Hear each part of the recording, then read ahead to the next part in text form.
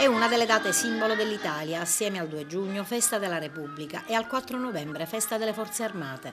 E il 25 aprile, il giorno della liberazione dell'Italia dall'oppressione nazifascista.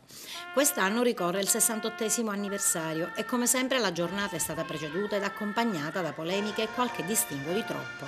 La festa della liberazione, radice di un percorso di libertà, uguaglianza e democrazia sanciti dalla Costituzione, che rappresenta un momento politicamente difficile nella nostra storia. È un impegno che ci impone di scrivere ogni giorno di più con responsabilità, rigore, senso delle istituzioni e senso dello Stato, ciò che è successo nel 25 aprile. Quest'anno assume un valore ulteriore rispetto ad una situazione generale un po' difficile nella quale l'Italia dovrà riscattarsi, probabilmente con gli stessi sentimenti con cui si è riscattata tanti anni fa, con il contributo non solo dell'istituzione delle Forze Armate ma di tutti coloro che in qualche misura hanno creduto fortemente nella libertà, pagando anche con la vita a caro prezzo. L'eredità della lotta per liberare il nostro paese dal nazifascismo deve responsabilizzare tutti quanti ad impegnarsi per esempi veri ai giovani e ai ragazzi e soprattutto per una vera pacificazione. In questo momento il mio pensiero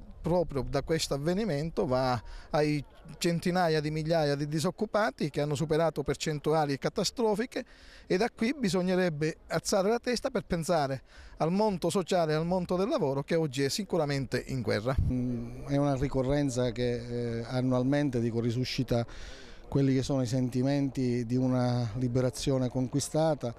Nello stesso tempo, oltre alla gioia di avere una nazione libera, abbiamo così obbligo di pensare a quanti si sono sacrificati, a quanti hanno dato la propria vita per il raggiungimento di un obiettivo di cui oggi tutti ne godiamo.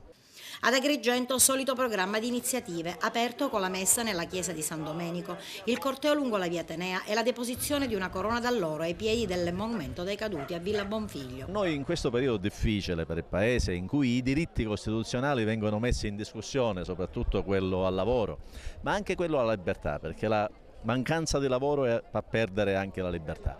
E allora abbiamo voluto quest'anno cercare di rinvigorire queste radici del passato. Abbiamo voluto metterle fuori per dare un segnale alla gioventù.